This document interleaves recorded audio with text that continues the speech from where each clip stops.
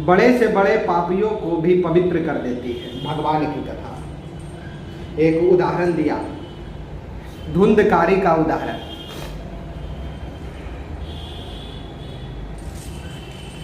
आत्मदेव नाम के एक ब्राह्मण थे,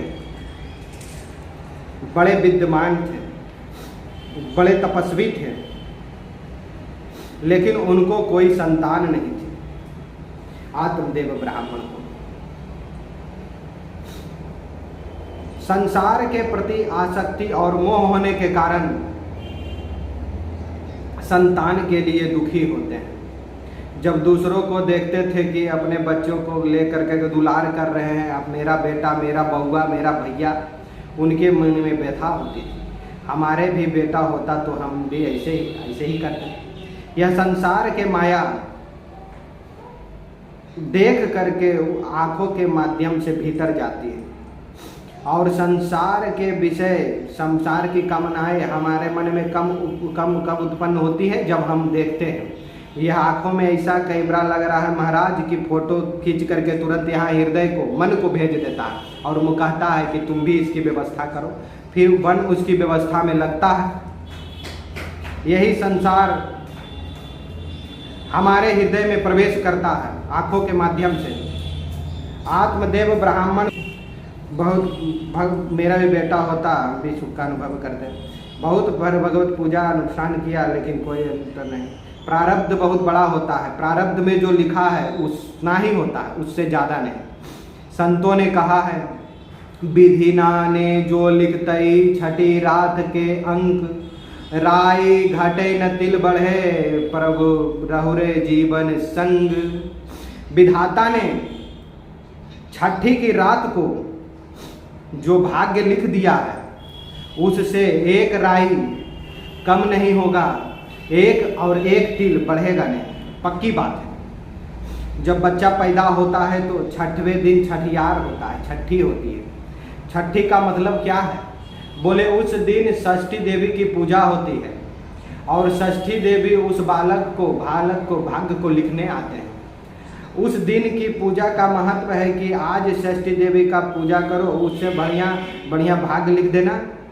लेकिन अब जब लिख करके चली गई, अब उसमें कोई परिवर्तन नहीं होगा। छठी रात के अंग में जो लिख दिया वो नहीं बदलेगा, वो होके रहेगा। न कोई ज्योतिषी उसमें कोई कुछ कर सकता है, न कोई पंडित कुछ बुद्धि लगा सकता है, न किसी की बदलने से बदल सकता है। यही बात सूरदास जी महाराज कहते हैं कि कर्म गति टारे ना ही टरे। कर्म की गति को कोई टाल नहीं सकता। मुनि वशिष्ठ से पंडित ज्ञानी शोध के लगन धरी। वशिष्ठ जैसे विद्वान ने लगन निकाला था राम जी के राज्याभिषेक का, और दशरथ जी ने कहा मैं अपने बेटे का राज्याभिषेक करेंगे कल। वशिष्ठ जी ने कहा ठीक है, कल बहुत मुहूर्त है, कल ही हो जाए। गुरु वशिष्ठ से पंडित ज्ञानी शोध के लगन धरी, लेकिन परिणाम क्या हुआ? क्या राम जी का राज्याभिषेक हुआ? उन्हें जंगल जाना पड़ा। मुनि वशिष्ठ से पंडित ज्ञानी शोध के लगन धरी। सीता हरण मरण दशरथ को वन में विपत्ति परी। कर्म गति टारे नाही टरी। विधाता का लेख बदलता नहीं। महाराज, विधि का विधान था कि उन्हें संतान नहीं होगा। आत्मदेव ब्राह्मण व्याकुल हो गए, क्या करें? अंत में उन्होंने निर्णय किया जा करके मर जाए। ऐसे जीवन से क्या लाभ? जीवन में संतान सुख नहीं, मरने के लिए चल पड़े, आत्महत्या करने। रास्ते में एक सन्यासी महात्मा मिल गए, उधर से आ रहे थे। सन्यासी महात्मा परिचित थे। सन्यासी महात्मा पूछा, अरे आत्मदेव कहाँ जा रहे हो? तो आत्मदेव ने कहा मैं मरने जा रहा हूँ। बोले क्यों? आत्महत्या तो पाप है। तो आत्मदेव ब्राह्मण ने कहा मेरे कोई संतान नहीं है और संतानहीन जीवन से मैं दुखी हो गया हूँ, इसीलिए मैं मर जाना चाहता हूँ। तो सन्यासी देव उनको समझाएं। सन्यासी जी ने कहा मुंचा ज्ञानम प्रजारूपम इस अज्ञान को तुम त्यागो। पुत्र में जो तुम सुख देख रहे हो कि बेटा हो जाए तो हम सुखी हो जाए, यह तुम्हारा अज्ञान है। मुंचा ज्ञानम प्रगारूपम बलिष्ठा कर्मो परमो गति, कर्म की गति प्रमाण है। इसलिए तुम आशा का त्याग कर दो और ये आत्महत्या का जो संकल्प है इसे त्यागो। जैसे जीवन जी रहे हो शांति से जियो, भजन करो। विवेकम तु सदा साध्यो, विवेक का उपयोग करो, बुद्धि का उपयोग करो। ये आत्महत्या पाप है। लेकिन आत्मदेव ब्राह्मण को तो पुत्र का मोह था, मुझे बेटा हो, मुझे बेटा हो। आत्मदेव ने कहा महाराज हम तो मरेंगे, अब तो मेरे जीवन का एक ही उपाय है, मुझे संतान हो तभी जिएंगे, नहीं जीने का कोई मतलब नहीं। तो सन्यासी ने बड़े विद्यमान थे, उन्होंने आत्मदेव ब्राह्मण को मस्तिष्क को देखा और उसके मस्तिष्क की रेखाओं को देख के पढ़ लिया और उनका भाग्य पढ़ लिया। और सन्यासी जी ने कहा हे विप्र, तुम्हारे प्रारब्ध को मैंने देख लिया, तुम्हारे प्रारब्ध में संतान का योग नहीं है और इस जन्म की कौन कहे, और अभी आगे 6 जन्म तक तुमको कोई संतान की प्राप्ति नहीं हो। आगे के 6 जन्म और ये जो चल रहा है 7 जन्म, 7 जन्मावधि पुत्रो नैव च 7 जन्मों तक तुम्हें अभी संतान का सुख नहीं मिलेगा, क्योंकि तुम्हारे प्रारब्ध का यही विधान है। अब तो महाराज वो ब्राह्मण 7 जन्म तक हमें संतान नहीं होगा। अब तो उस ब्राह्मण ने कहा अब हम मरने के लिए तालाब और कुआं में नहीं जाएंगे, अब तो हम यही मरेंगे।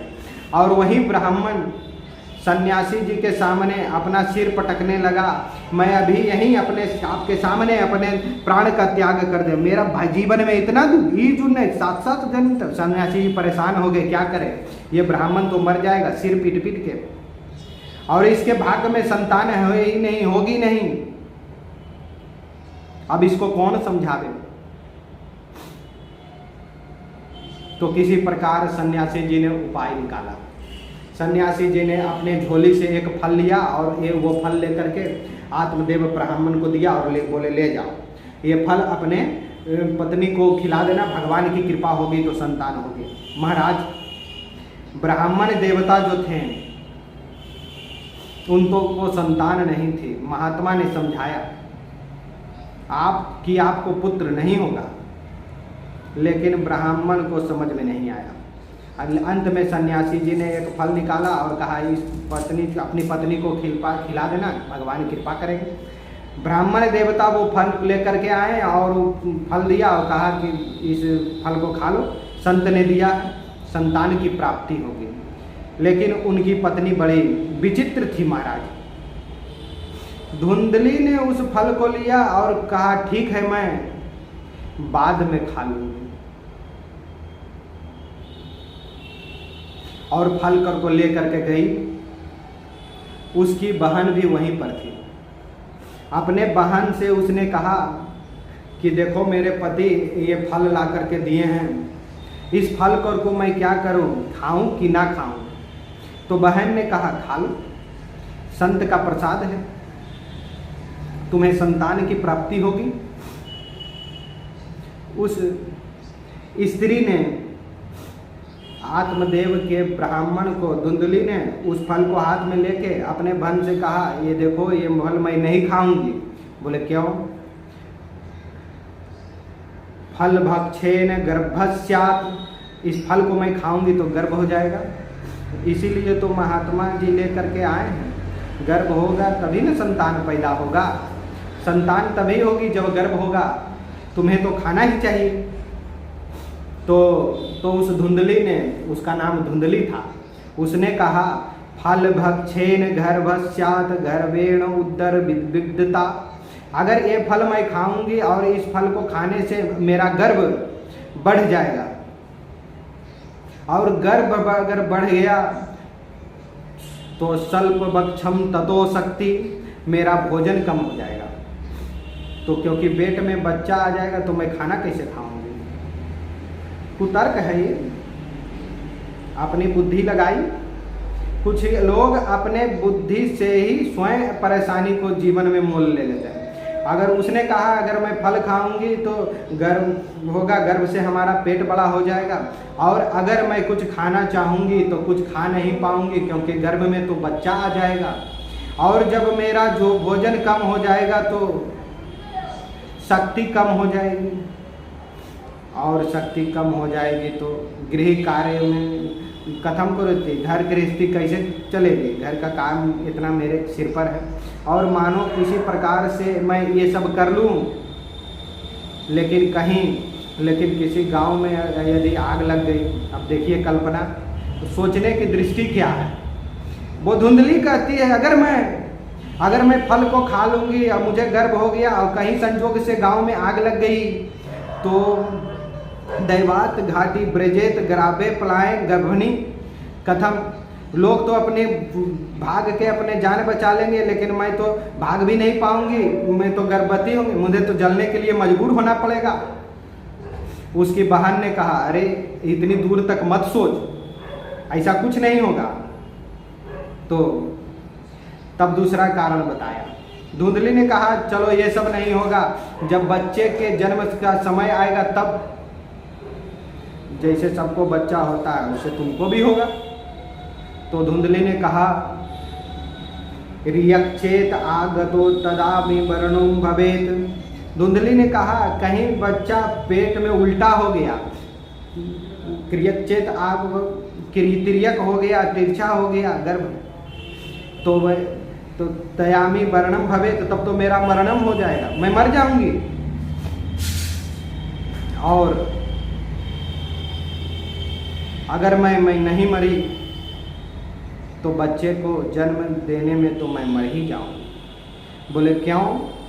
बोले प्रसूतो दारुणम दुख, बच्चे का जन्म जो दुख होता है तो माँ का बड़ा दुख होता है। मैंने सुना है सुकुमारी कथम सहे, मैं तो अत्यंत सुकुमारी हूँ, उस दुख को कैसे सहन कर पाऊंगे, मैं तो मर जाऊंगी, मेरा मरण हो जाएगा, और मुझे मरने की चिंता नहीं है। मरना तो है। अब उसका अज्ञान देखो, धुंधली कहती है मैं तो मर जाऊंगी, इसका चिंता नहीं, इसकी चिंता इस बात की है मेरा सारा धन, मेरा धन ननद और जेठानी ले लेगी। मंदायाम मई सर्वस्वम नंदा सर्व हरेत तदा, मेरे मर जाने के बाद मेरे नंद, मेरे भौजाई, मेरी जेठानी देवारानी जो है वो सब मेरा धन ले लेगी। यही मोह है, यही मरने के बाद भी संसार से मोह बना करके रखता है। इसीलिए मरने के बाद भी उसके कल्याण नहीं होता है, उसी परिवार में वो आकर के पैदा होता है और उसे भोगता है। एक कथा है ऋषि पंचमी व्रत की कथा है। ऋषि पंचमी कथा को कभी पढ़ लेना, उसमें मोह की एक विलक्षण कथा है। एक व्यक्ति था, वो खेती करता था। जब खेत में बैल को जोतने के ले गया और बैल को जोत के लेकर के आया और सूखा भूसा उसे डाल दिया, बेचारा खा करके पड़ा था। एक बिल्ली थी उसके घर में, वो बिल्ली भी वो बेचारी रूखा सूखा खा लेती थी। एक दिन घर में दूध पीने गई तो उसकी पत्नी ने एक बेलना मारा उस बिल्ली को कि कमर टूट गई, और वो दो पैर से घसीट के चलती और दरवाजे पर बैठी रहती। रात में पति पत्नी जब सो रहे थे, जब बिल्ली और बैल आपस में बात कर रहे थे, बिल्ली और उस बैल की उस वार्ता को दंपति ने सुना। क्या वार्ता थी? बोले वार्ता यह थी, वो बैल कह रहा था कि इस बेटे को मैंने कितने प्यार से पाला है। वो बैल कोई और नहीं था महाराज, उस लड़के का बाप था। वही बैल घर में बैल बन के पैदा हुआ था मोह के कारण। और बिल्ली कोई नहीं थी, उस लड़के की माँ थी। और अब वो बिल्ली और बैल आपस में बात करते हैं। बिल्ली कहती मेरा बेटा कितना अच्छा, इसके भले के लिए मैं गई थी दूध को जूठा करने, लेकिन ये समझ नहीं पाई और मुझे मार दिया। हुआ क्या था, बोलो वो गृहस्थ ब्राह्मणों को भोजन कराने के लिए खीर बनाने जा रहे थे, और जिस दूध से खीर बनाने जा रहा था उस दूध को सांप ने जूठा कर दिया था। सब घर के नहीं देखा नहीं था, बिल्ली ने देखा था। तो बिल्ली ने सोचा मेरा बेटा, उसी के माँ थी पूर्व जन्म की, उसने सोचा कि मेरा बेटा ब्राह्मणों को भोजन कराएगा, भंडारा करेगा, और ये जूठा दूध, इसका धर्म नष्ट हो जाएगा, इसको मैं कैसे बताऊं। तो बता, बिल्ली बता तो पावे नहीं, तो बिल्ली जानबूझ के उसके सामने जा कर के दूध को जूठा कर दिया कि मैं जूठा कर दूंगी तो ये दूध को फेंक करके कोई दूसरी व्यवस्था करेगा।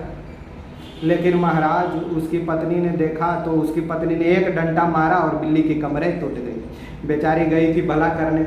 तो दोनों पति पत्नी बैठ करके, वो बिल्ली और बैल आपस में चर्चा कर रहे थे। उस गृहस्थ ने जब सुना तो उसकी आंख खुल गई। तो पूरी कथा मैं आपको नहीं सुनाऊंगा, कि केवल सार इतना है कि इस मोह के कारण ही हम संसार में पुनः पैदा होते हैं, और उसी घर में, उसी परिवार में कुत्ता बिल्ली गधा बन करके, और उसी में बन के हम खपते रहते हैं, चलते रहते हैं। यही भगवान की माया है। महाराज, मरने के बाद भी बनने का व्यक्ति का मोह नहीं छूटता, संसार की आसक्ति बनी रहती है। धुंधली ने कहा मैं मर जाऊंगी तो मेरा धन नलद ले लेगी, मेरी जेठानी ले लेगी, और अगर ऐसा कुछ नहीं हुआ, मैं बच गई, तो उस बच्चे का मैं लालन पालन कैसे करूँगी। लालने पालने दुखम, उस बच्चे का लालन पालन करने में दुख होगा, इसलिए मैं ये काम नहीं करूँगी, मैं फल नहीं खाऊंगी। मैंने तो समझ लिया है संसार में दो ही स्त्री सुखी है। कौन कौन स्त्री? तो धुंधली ने कहा बंध्या वा विधवा नारी सुखनी चेतमी मतमी। मेरी मति से तो दो ही स्त्रियां सुखनी हैं, एक बंध्या और एक विधवा। क्यों बोले? बंध्या को पुत्र होगा नहीं और विधवा को पुत्र होगा नहीं, इसलिए ऐसी दो स्त्रियां सुखी है, बाकी सब दुखी हैं। उसकी यही सोच थी। अंत में धुंधली ने उस फल को ले जाकर अपने गाय को खिला दिया। गाय गर्भवती हुई फल के प्रभाव से। धुंधली ने नहीं खाया क्योंकि उसके प्रारब्ध में नहीं था। आत्मदेव के प्राप्त में पुत्र के प्राप्ति नहीं थी, इसलिए वैसी बुद्धि हो गई और उसकी पत्नी ने उस फल को गाय को खिला दिया। लेकिन उसकी बहन ने कहा कि फल तुम खाओगी नहीं, गाय को खिलाओगी तो अपने पति को क्या बताओगी। धुंधली कहा कि मैं पति को बता दूंगी कि मैंने फल खा लिया। बोले कि 9 महीने के बाद तुम पुत्र को जन्म कैसे दोगी, इसका क्या उपाय होगा। धुंधली ने कहा मैं नाटक करूंगी कि मेरे गर्भ भर गए। उनको पता थोड़ा नहीं चलेगा। बोले नाटक कई दिन चलेगा? 9 महीने। 9 महीने के बाद जब बच्चे का जन्म तो होना ही चाहिए, तब क्या करोगी। तो धुंधली ने कहा ऐसा करो, तुम्हारे भी तो गर्भ है। उसके बहन ने कहा हाँ। तो बोले तुम अपना बेटा मुझे दे देना, चुपके से मैं तुम्हारे बेटे को मंगवा लूँगी और ये रहस्य इनको पता नहीं चलेगा। बताऊंगी कि ये बेटा पैदा हुआ है और तुम्हारे बेटों को मैं पालूंगी, तुम भी यहीं रहना, दूध पिलाना, और इसके बदले में और तुमको मैं कुछ धान भी दे दूंगी। उसके बहन ने कहा ठीक है। दोनों ने मिल करके योजना बनाई और फल खिला दिया गाय को। गाय गर्भवती हुई और इधर धुंधली गर्भवती होने का नाटक करने लगी। आत्मदेव ब्राह्मण नहीं जानता था। 9 महीने बीता, अपने बहन के बेटे को ला करके दिखा दिया और ऐसा संजोग ऐसा बनाया कि जिस दिन प्रसव होने वाला था उसके 2 दिन पहले आत्मदेव को किसी काम से बाहर भेज दिया और उसी बीच बच्चे को बना लिया और आत्मदेव को बुला लिया और बोला आत्मदेव आए तो बोला कि बच्चे को यही बच्चा पैदा हुआ, पुत्र की प्राप्ति हुई। आत्मदेव नहीं जान पाए कि ये मेरा बेटा है कि किसी दूसरे का बेटा है।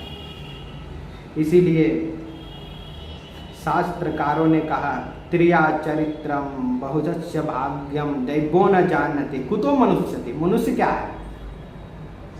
स्त्री अगर अपने दुष्टता पर उतर जाए, अपनी चतुराई पर उतर जाए तो दुनिया के बड़े बड़े बुद्धिमान और महापुरुषों की बुद्धि भी फेल हो जाती है। ये पक्की बात है, शास्त्र कहते हैं। परित्रिया चरित्रम कुरुषस्य भाग्यम देव्यो न जानाति, देवता भी नहीं जानते, कुतो मनुष्य, मनुष्य क्या जानेगा। आत्मदेव ब्राह्मण जिसने उसने चारों वेद 6 शास्त्र जान लिया, लेकिन अपनी पत्नी के चरित्र को नहीं जान सके, और मरते दम तक जीवन भर नहीं जान पाए कि ये बेटा किसका है। और तो और छोड़ो, बड़े खुश हुए मुझे बेटा मिला। उधर गाय ने भी एक सुंदर बछड़े को जन्म दिया, और गाय को बछड़ा हुआ वो भी अद्भुत था, पूरा शरीर मनुष्य के समान, और कान जो थे उसके वो गाय के समान थे। आत्मदेव ब्राह्मण पर बड़े प्रसन्न हैं, भगवान की कृपा से मुझे 2 बेटा दे दिया, एक मेरी पत्नी को और एक तो गाय को, एकदम सुंदर सा बच्चा दिया। और दोनों का पालन पोषण करने लगे आत्मदेव, दोनों का नामकरण किया। वो जो गाय का बछड़ा था उनका नाम रखा गोकर्ण, इसलिए आत्मदेव ने कहा इसका नाम गोकर्ण होगा। और फिर उस बेटे का नाम करने चले, तो आत्मदेव ने उसका नाम ब्रह्मदेव होगा। ब्रह्मदेव, हम आत्मदेव और हमारे बेटे का नाम ब्रह्मदेव। तो धुंधली लड़ पड़ी महाराज, पत्नी सामने खड़ी हो गई, बोले ऐसा नहीं होगा। बोले क्यों? धुंधली ने कहा 9 महीने में गर्भ तक में हमने रखा, दुख सुख हम नहीं रखा, और नाम क्या आपके नाम पर रहेगा? आप आत्मदेव तो आपका बेटा ब्रह्मदेव, ऐसा नहीं होगा। तो आप देव चुप हो गए, बोले तब क्या होगा? तो धुंधली ने कहा मेरे नाम से जुड़ा हुआ नाम बेटे का नाम होगा। तो बोले तो क्या नाम होगा? धुंधली ने कहा मेरा नाम धुंधली, तो मेरे बेटे का नाम धुंधकारी। बोले वाह, यही नाम ठीक, और वही नाम रखा धुंधकारी। श्री सूत जी महाराज कहते हैं गोकर्ण पंडितो ज्ञानी धुंधकारी महाखल। गाय के जो पुत्र थे, जो गोकर्ण जी महाराज बड़े हुए, बड़े पंडित हुए, विद्वान हुए, लेकिन धुंधकारी महादुष्ट हुआ। जबकि दोनों को पढ़ाया लिखाया आत्मदेव ने, दोनों के समान संस्कार दिए, समय को दोनों का यज्ञोपवीत किया, उपनयन किया, दोनों को वेद शास्त्र पढ़ाए, पुराण पढ़ाए, लेकिन धुंधकारी महान दुष्ट हुआ और गोकर्ण जी महान पंडित हुए। गोकर्ण पंडितो ज्ञानी धुंधकारी महाखल, धुंधकारी महादुष्ट हुए। कारण, बोले कारण यही था, कितना भी पढ़ाओ लिखाओ संस्कार दो, लेकिन बीज का संस्कार नष्ट नहीं होता, बीज का भी अपना संस्कार होता है। जैसे एक ही गमले में, एक ही मिट्टी के पात्र में आम का बीज लगाओ और नीम का बीज लगाओ, दोनों को बराबर पानी दो, बराबर खाद दो, वो दोनों अगल बगल ही लगाए जाएं, दोनों को एक समान पानी दिया, एक प्रकाश समान सूर्य का प्रकाश मिला, एक समान दोनों के सेनवा होते रही, लेकिन बड़े होने पर, लेकिन आम में जो फल लगा जो मीठा था वो, और नीम में जो फल लगा वो तीता था। ये बीज का प्रभाव है। उत्पत्ति जैसी होगी, संस्कार का अपना महत्व होता है, लेकिन उत्पत्ति का जो मूल है उसका भी अपना महत्व होता है, उसके भी गुणधर्म होते हैं। संस्कार कितना भी अच्छा आप दे दो, लेकिन उसकी उत्पत्ति ही अगर गलत है तो वो संस्कार उसको नहीं बदल सकता। धुंधकारी महान दुष्ट हुआ। अब महाराज इतनी दुष्ट करने लगा कि उसकी दुष्टता से आत्मदेव ब्राह्मण परेशान हो गए। वही आत्मदेव ब्राह्मण जो एक बेटे के वियोग में रो रहे थे, मरने जा रहे थे, आज उसी बेटे के कारण इतने दुखे हुए कि मरने के लिए जाने लगे कि अब मैं जाके मर जाऊंगा। आपने जीवन में देखा होगा, गृहस्थ जीवन में गृहस्थ बेटा इतना नालायक, इतना दुर्वृत्त हो जाए, दुराचारी हो जाए, तो बाप अपना सिर पीटता है और यही कहता है मैं मर जाऊं, यही दिन देखने के लिए बचा था। आत्मदेव की यही स्थिति हो गई। एक दिन वो था कि वो बेटे के लिए मरने जा रहे थे, आज बेटे के कारण मरने जा रहे हैं। तब बेटा नहीं था इसलिए मर रहे थे, आज बेटा है इसलिए मर रहे हैं। यही संसार का नियम। आत्मदेव ब्राह्मण जब मरने के लिए चल पड़े कि अब जाके अब मैं आत्महत्या कर लूँगा, उस दिन जब मरने जा रहे थे तो एक सन्यासी ने इनको बचाया था फल दे करके। लेकिन आज जब मरने चले तो गाय के पुत्र जो गोकर्ण जी महाराज जो परम ज्ञानी हैं, उन्होंने अपने ज्ञान फल से उन्हें बचा लिया। गोकर्ण जी ने कहा, पिताजी आप मरने नहीं जाओ, क्यों मरोगे? आत्मदेव ने कहा, इस दूधकारी के दूधकाश से मैं त्रस्त हो चुका हूँ, अब मैं मर जाना चाहता हूँ। तो गोकर्ण जी ने कहा, पिताजी आप धुंधकारी के दुराचरण से दुखी नहीं हैं, आप अपने मोह के कारण दुखी हैं। आत्मदेव ने कहा, मोह? बोले हाँ, आपने इसको अपना बेटा मान लिया इसलिए आप दुखी हैं। और वास्तव में दुख जो है वो मोह के कारण ही होता है। आपका बेटा चोर हो जाए, आपका बेटा लोच्चा लफंगा हो जाए तो आप सिर पीटते हैं, रोते हो। और दुनिया में कितने भी चोर हैं लेकिन आप सिर नहीं पीटते। दुनिया में चोरों की कमी है। कितने लोगों के बेटे चोर और बदमाश हैं लेकिन उन चोर बदमाशों को देखकर को सिर नहीं पीटते, आप नहीं रोते। लेकिन आपका बेटा चोर हो जाए तो आप रोते हैं। क्यों? बोले उसके प्रति मोह है, यह मेरा है और वो दूसरे का है, इसलिए अपना नहीं है, इसलिए मोह नहीं है, दुख नहीं है। वास्तव में दुख चोर होने से नहीं है, दुख बदमाश होने से नहीं है, इसलिए है कि तुमने उसको अपना माना। इसे कहते हैं मोह। इसी को गोस्वामी तुलसीदास जी कहे, मोह सकल व्याधि न कर मूला, ते ते पुण्य उपज बहुसूला। मोह ही समस्त व्याधियों का मूल है, सारे दुख का मूल है। हम दुखी तब होते हैं जब हम किसी चीज़ को अपना मान लेते हैं, तब उसके नष्ट होने पर हमें कष्ट होता है। और जब हम पे अपना मानेंगे ही नहीं तो उसको नष्ट होने पर कोई कष्ट नहीं। यही मोह है। गोकर्ण जी ने कहा, यह पिताजी आपने इसको अपना मान लिया इसलिए आप दुखी हैं। इसमें जो आपकी अपनत्व बुद्धि है, ये मेरा बेटा है, ये बुद्धि आप समाप्त कर दो, आपका दुख खत्म हो जाएगा, मोह खत्म हो जाएगा। गोकर्ण जी ने कहा, देहे स्थिर में माम, केवल अपने बेटे परिवार, अपने इस शरीर में भी देही स्थिमाम, यह देह क्या है? मांस हड्डी और खून का संघात ही तो है।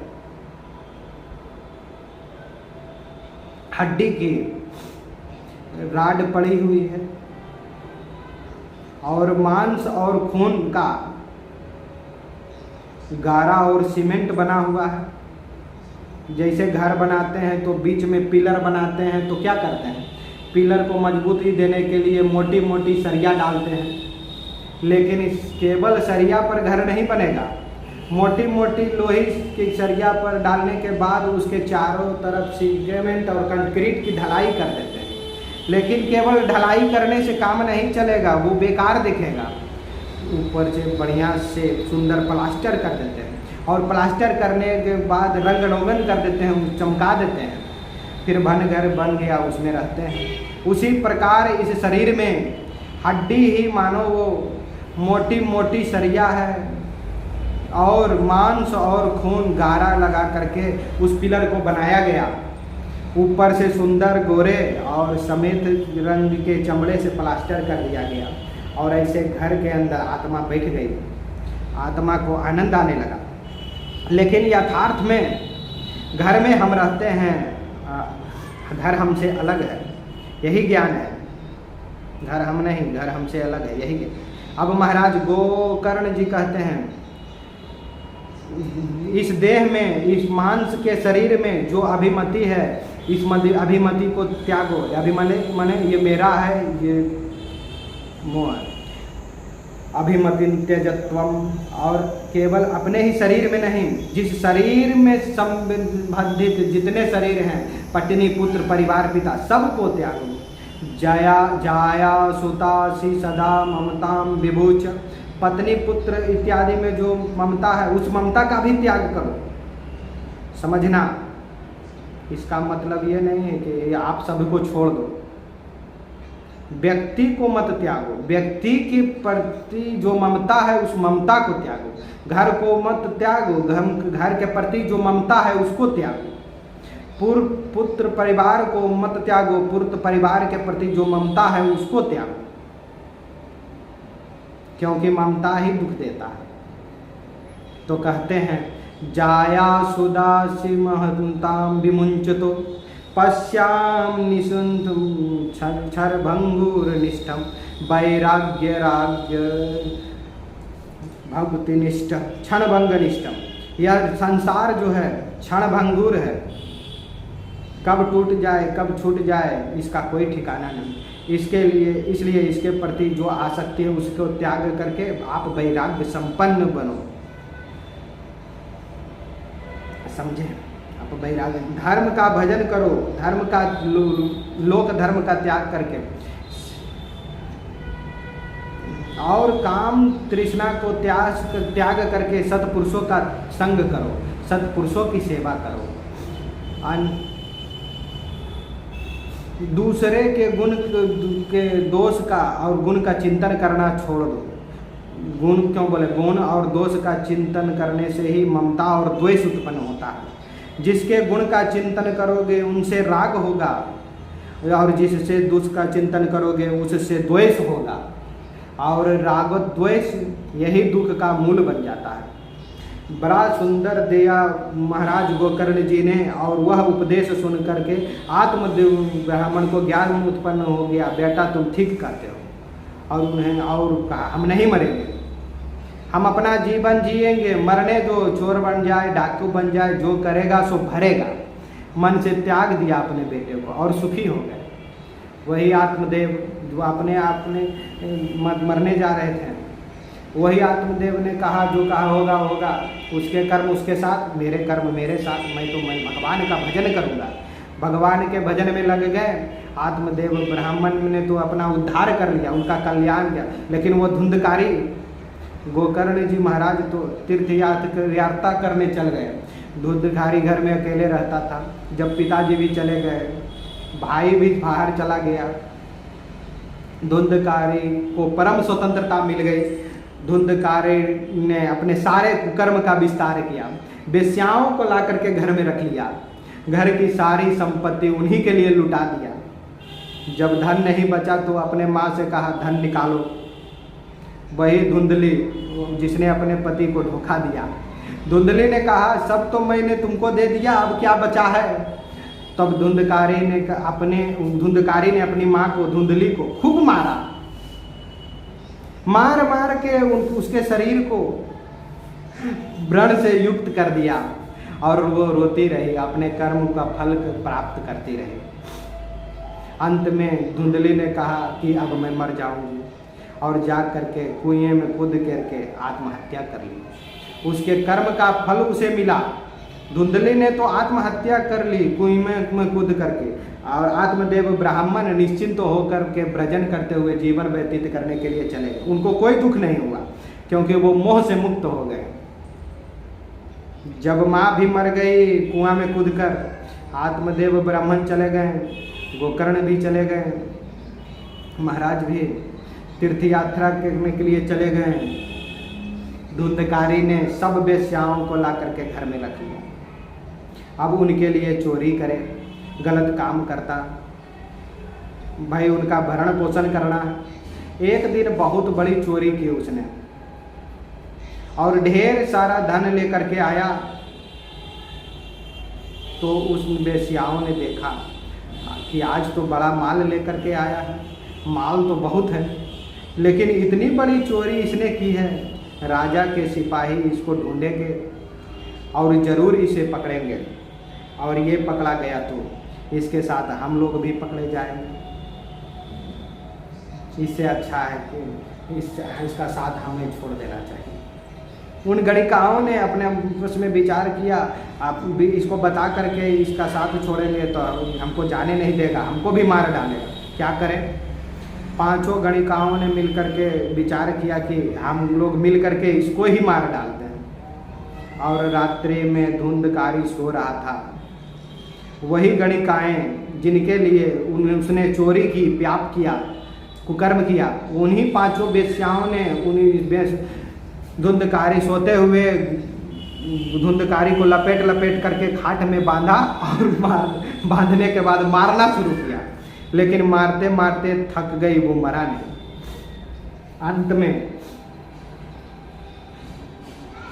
तप्तांगार समूघाश्च विक्षेप समूह, पांचों ने विचार किया ये कैसे मरेगा, ये बड़ा मुष्टंड है, मर ही नहीं रहा, इतना मारने के बाद भी नहीं मर रहा। तो पांचों ने विचार किया कि ऐसा करो कि इसके मुंह में ला करके जलती हुई लुहाठी डाल दो, सांस अवरुद्ध हो जाएगी, मुंह अवरुद्ध हो जाएगी, तब तो मरेगा।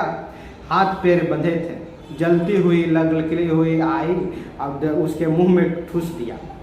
तप्तांग अंगार समूहश्च तन्मुखे हित विक्षिप्पु, धुंधकारी के मुख में जलती हुई लकड़ी डाल दी, गले तक घुसा नहीं, श्वास अवरुद्ध हो गया, मुंह जल गया, तड़प तड़प के धुरंधकारी मर गया।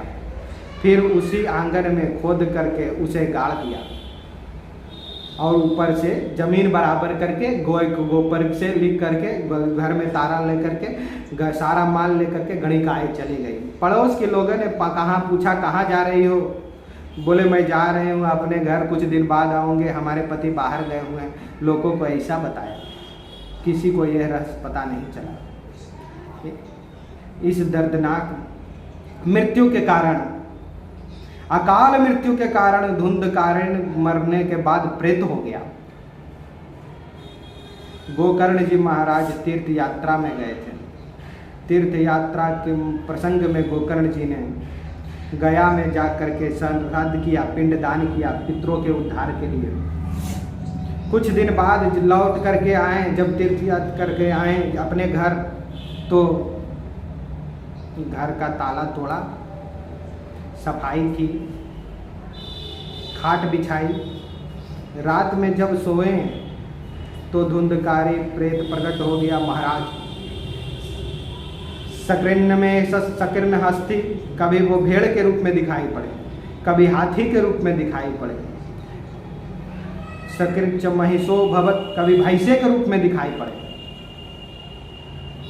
आत्मदेव समझ गए हो, गोकर्ण जी महाराज समझ गए प्रेत आत्मा है, और इसने अपने पाप के कारण दुर्गति को प्राप्त किया है। लेकिन ये कौन है यह अब स्पष्ट नहीं हो पा रहा, क्योंकि वो बोल नहीं पा रहा था वो प्रेत। तो गोकर्ण जी महाराज ज्ञानी थे, उन्होंने हाथ में जल ले करके अभिमंत्रित करके जल का जब छींटा दिया तो उस प्रेत को थोड़ी शांति मिली और उसके अंदर बोलने का सामर्थ्य उत्पन्न हुआ। तब उस प्रेत ने कहा, धुंधकारी ने पूछा, तुम कौन हो, तुम क्या चाहते हो? ओ गोकर्ण जी ने पूछा, तुम कौन हो, क्या चाहते हो? तो प्रेत बना हुआ धुंधकारी बोल पड़ा, उसने कहा, अहम भ्राता त्वदेवस्मि, मैं तुम्हारा भाई हूँ। अहम भ्राता त्वदेवस्मि धुंधकारी दिनामतः, मेरा नाम धुंधकारी है। गोकर्ण जी ने कहा, अरे धुंधकारी भैया तुम प्रेत हो गए। धुंधकारी ने कहा, ब्रह्म हत्या का हमको दोष लगा, अपने ही दोष के कारण ही अपने ब्राह्मणत्व को मैंने नष्ट कर दिया।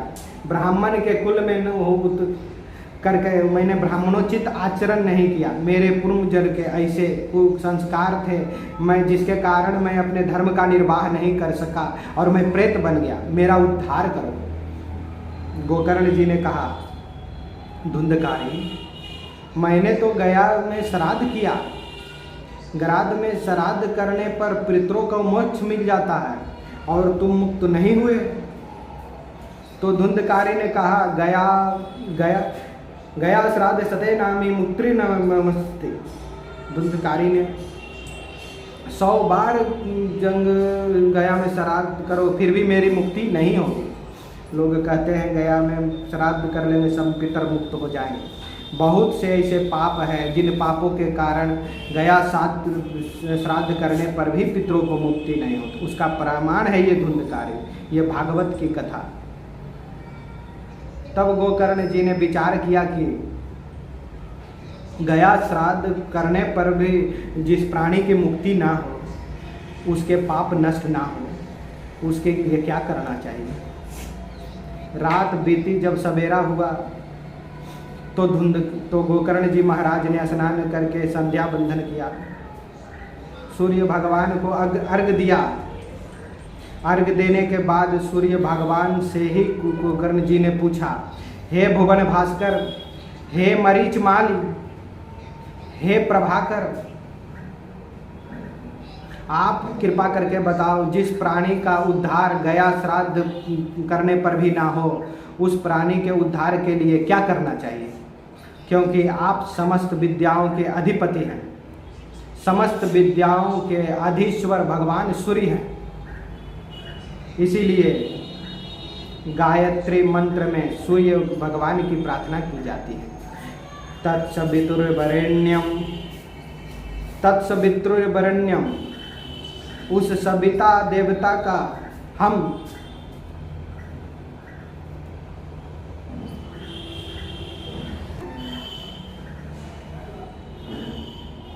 क्योंकि समस्त ज्ञान विज्ञान को देने वाले भगवान सूर्य हैं, समस्त विद्याओं के अधीश्वर हैं। प्रलय हो जाने पर भी, सब कुछ नष्ट होने पर भी समस्त विद्याएं भगवान सूर्य के पास सुरक्षित रहती है। सूर्य भगवान से पूछा गोकर्ण जी ने, हे भगवान आप कृपा करके बताओ। तो सूर्य भगवान की किरणों से आवाज आई, तो भगवान ने कहा, गया श्राद्ध करने पर भी जिस प्राणी का उद्धार ना हो, उसके उद्धार के लिए श्रीमद् भागवत की कथा का आयोजन करना चाहिए। ये भागवत की महिमा है। कितना महत्व ये ग्रंथ है महाराज, आप समझ लीजिए। सूर्य भगवान ने कहा, गया श्राद्ध करने पर भी जिसकी मुक्ति ना हो, उस प्राणी की मुक्ति के लिए संकल्प करके वह प्राणी अपना प्राण से मुक्त हो करके, प्रेत होने से मुक्त हो जाए, ये संकल्प करके उसके निमित्त भागवत के कथा का आयोजन किया जाए और 7 दिन विधि पूर्वक अनुष्ठान करके उसे भागवत की कथा सुनाए, तो बड़े से बड़े प्रेत आत्मा को भी मुक्ति की प्राप्ति हो जाती। सूर्य भगवान ने जब कहा तो गोकर्ण जी बड़े प्रसन्न हुए और गोकर्ण जी महाराज ने भागवत की कथा का आयोजन किया। और कब? आज बोले आषाढ़ के महीने, आषाढ़ के शुक्ल पक्ष के 9वीं से गुरु पूर्णिमा पर्यंत 7 दिन तक विधि पूर्वक श्रीमद् भागवत महापुराण का अनुष्ठान किया महाराज जी ने। सब लोग सुनने आए, वो धुंधकारी पुरोहित भी सुनने आया और उसे मुक्ति मिला। बोलिए राधे राधे।